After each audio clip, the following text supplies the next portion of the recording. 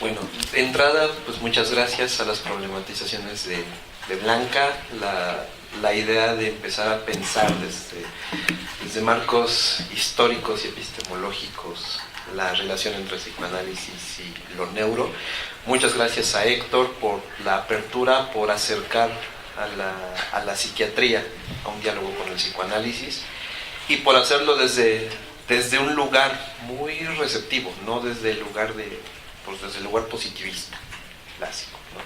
Entonces, pues muchas gracias a los dos por sus contribuciones. Quería arrancar de entrada con eso. Bueno, quiero empezar dando lectura a algunas, pues no sé si llamarlas reflexiones, creo que sería un poco raro hacerlo así, pero algunas puntualizaciones que en estas semanas me he estado haciendo sobre el concepto de complementariedad, en el caso de lo neurológico, de lo fisiológico, en este caso en particular. De hecho, me gustaría ampliar un poquito la idea de lo fisiológico y pensarlo en el marco de una clínica, desde donde sea que cada uno de nosotros la piense.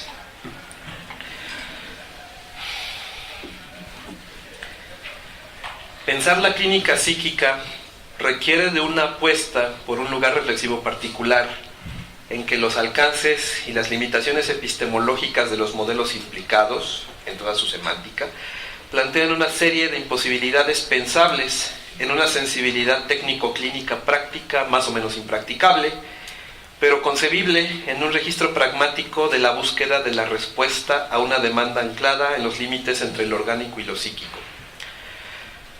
Si bien el psicoanálisis, contrario a las explicaciones dualistas del psiquismo, defiende el abordaje de una unidad psíquica anclada en el cuerpo, o más aún en lo representable del cuerpo, no por ello deja de insistir en la significación clínica de la verbalización del síntoma, y asimismo de todo lo que el cuerpo habla a través del síntoma.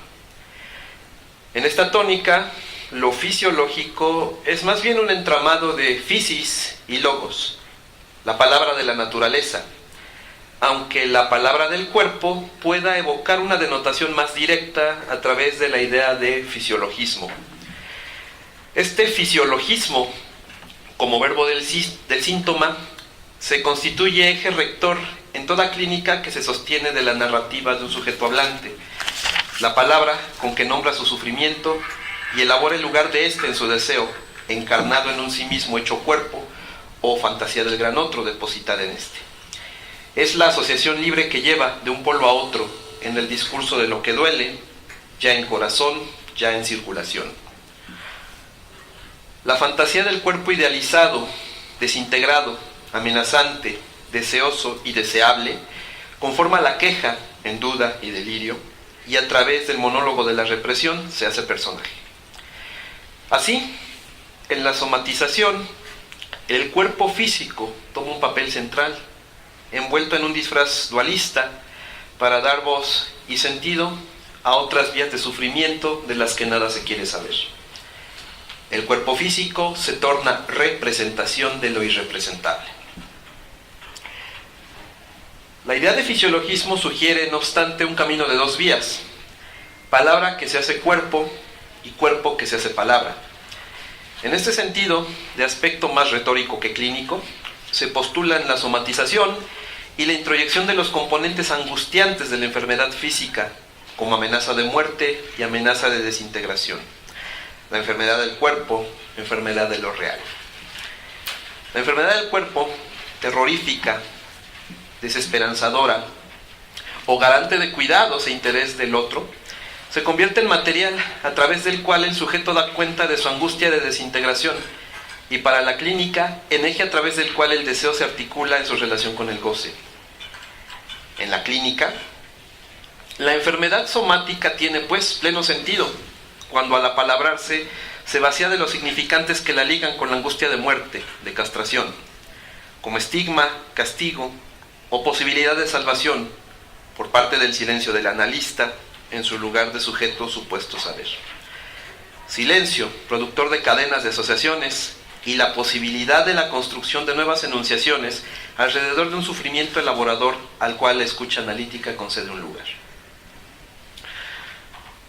El problema de la clínica como técnica implica por necesidad el esclarecimiento de posturas ante el saber y el saber hacer en relación con las conceptualizaciones, diseño y construcción de las diferentes categorías de análisis que identifican a un modelo con su concreción a través de la práctica. De modo que las implicaciones de un postulado fisiológico caen en el mismo lugar que el clínico otorga a su escucha y a la puesta de su modelo. Esto es, dichas implicaciones están fundamentalmente determinadas por el etos del clínico, el nicho que da al hablante y su cadena discursiva. Así, el problema clínico se convierte en un problema epistémico, del cual la dimensión fisiológica no puede deslindarse, ya que por definición su sistema de símbolos es el sistema de símbolos de la escucha clínica.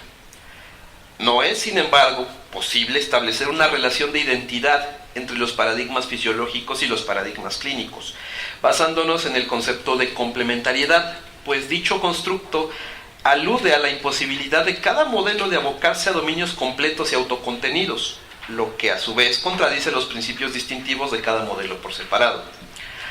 Dicha complementariedad constituye en consecuencia uno de los principales problemas en tanto generación de saberes, dado que, aun cuando podría establecerse un principio de contradicción y aún falsabilidad, estos no aplican a dos modelos explicativos cuyas intersecciones teóricas y metodológicas son mínimas.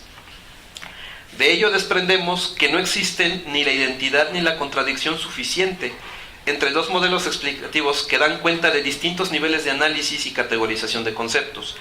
Esto no aplica, sin embargo, a la totalidad de abordajes académicos y teórico-prácticos de las diversas modalidades de clínica, pero está en dependencia directa de su finalidad y construcción de categorías de análisis. Por ende, mientras que es posible pensar y operar en el cruce de constructos de la fisiología y la clínica psi, dicho cruce depende principalmente de que el enfoque restaurador, rehabilitador de la neuropsicología sea consistente con los enfoques clínicos, en un plano distinto al de la discursividad del sujeto hablante, y que dicha consistencia sea crucial en la fijación de objetivos terapéuticos, en un sentido muy libre de la palabra, y en el planteamiento de una dirección de la cura.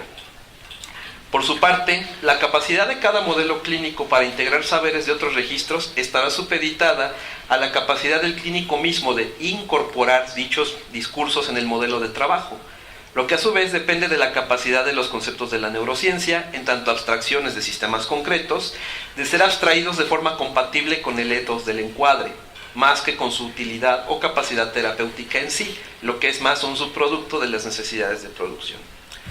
Lo que no es decir que el sujeto de la neuropsicología quede por defecto excluido de otras formas de clínica, sino que dichas formas habrán de plantear si la pureza del discurso tecnopsíquico o la elaboración subjetiva del mismo es un factor esencial para la cura, para la rehabilitación o la restauración de capacidades perdidas, lo que queda patente en la reproducción, en la práctica clínica, de saberes historizados en la experiencia subjetiva.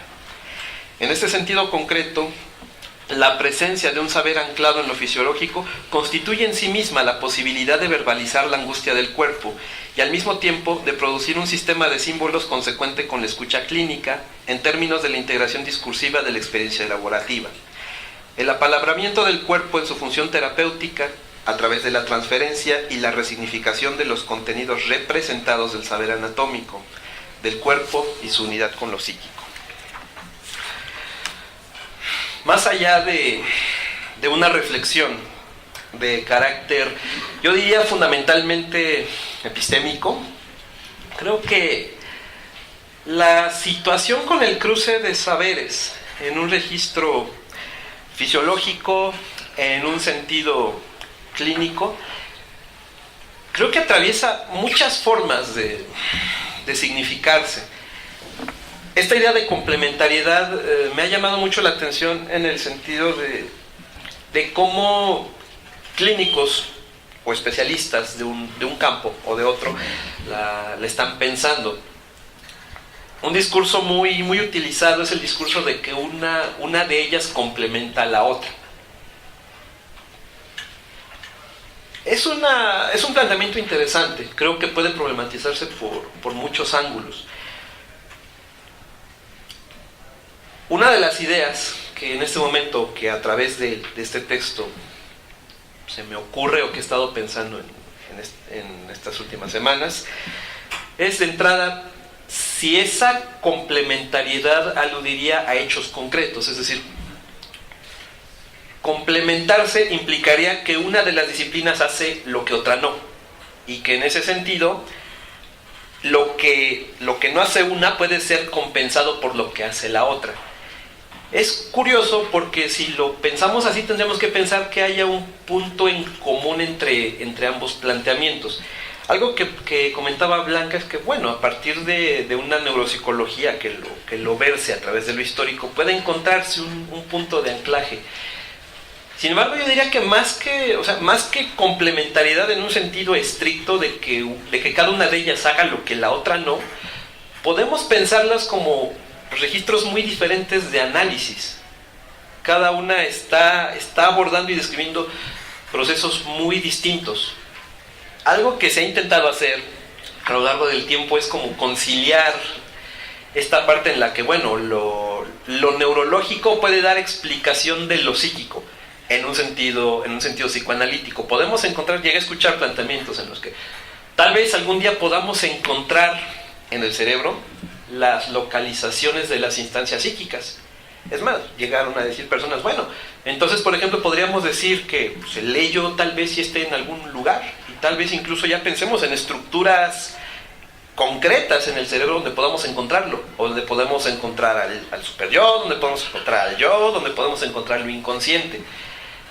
Más allá de si una instancia psíquica tiene un lugar o no, como en un asiento concreto, en un asiento material, orgánico, pues me parece que ambas categorías de conceptos están aludiendo a fenómenos muy distintos, igualmente existentes, o por lo menos existentes como construcciones. Una característica de toda ciencia pues es que son falsables. Esto es, pues, aquellos conceptos que damos por sentados en la actualidad, pues más adelante probablemente queden demostrados en un registro de error, de obsolescencia, lo cual también es muy raro. De repente en el mismo psicoanálisis decimos, bueno, es que el psicoanálisis está superado, es algo que tiene ya ciento y cacho de años, es algo que fue vigente en 1900, que surgió en el seno de una burguesía, y de repente, bueno, una pregunta que nos hacemos es, pues, superado, solo que las personas ya no tengan inconscientes, ¿no? O sea, de repente sería como muy raro decir, bueno, es que está obsoleto. Bueno, pues estaría obsoleto en ese registro en el que lo psíquico esté obsoleto. Sin embargo, el planteamiento neuro también nos ofrece una serie de ópticas, de visiones que se corresponden justamente al plano del funcionamiento concreto del cerebro. La necesidad de estos planteamientos también queda muy patente. Es decir, ambos discursos ofrecen tanto explicaciones e interrogantes a registros, no diría nada más del funcionamiento. Creo que incluso el concepto de funcionamiento o de funcionalidad estaría muy supeditado a que pues, hay demandas muy distintas. Podemos pensar en la finalidad restauradora, rehabilitadora de un discurso neuropsicológico que apunta, en el caso de la clínica con muchos pacientes, a ayudarles a recuperar capacidades perdidas. De hecho, muchos de los casos han apuntado a eso. Y me parece que es muy importante la intervención neuropsicológica justamente en ese registro. La dimensión analítica podría pensarse en términos de una restauración, podríamos pensarlo así en algún momento, no tanto de habilidades concretas perdidas. No es tanto que el psicoanálisis busque devolverle la funcionalidad a un sujeto.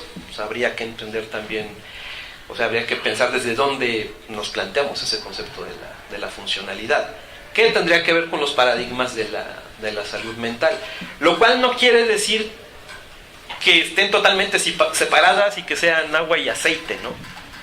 Lo cual sería también un poquito, pues podremos caer en ese mismo riesgo de sectarismo del que hablábamos al principio, hablamos en la mesa anterior. Pero lo que puede hacer el clínico, es decir, el lugar que puede darle el clínico a esa escucha del cuerpo y de la conceptualización del cuerpo, está más bien en la capacidad del sujeto hablante de representar ese cuerpo. ¿Qué se dice el sujeto a sí mismo? ¿Qué elabora en su propio análisis sobre la conceptualización de la enfermedad, de su sufrimiento? el hecho de que le podamos poner nombres y estructuras a la enfermedad en un sentido concreto, permite también al sujeto elaborarlo y poder hablarlo en una clínica. Y también depende mucho del lugar que el clínico le dé a esa escucha del cuerpo, con las categorías que el sujeto utilice. El cruce lo podemos pensar justo a partir de la discursividad del sujeto. ¿Qué dice él de su enfermedad? ¿Qué dice de su lesión? ¿Qué dice de su trastorno? Ahí podríamos encontrar una parte en la que aparte habría que pensar qué lugar le quiere dar el clínico a eso, qué lugar le damos a la escucha del cuerpo en esa categoría concreta, qué me significa el que el sujeto pueda hablar o no de un daño, que pueda hablar en algún momento de una afasia, que pueda hablar de un trastorno de orden psiquiátrico. Y también depende de la capacidad del clínico de abrirse a ese discurso. Los puntos, más allá de si una complementa a la otra, tienen más que ver con la capacidad a través de la cual uno se abre a la escucha de eso.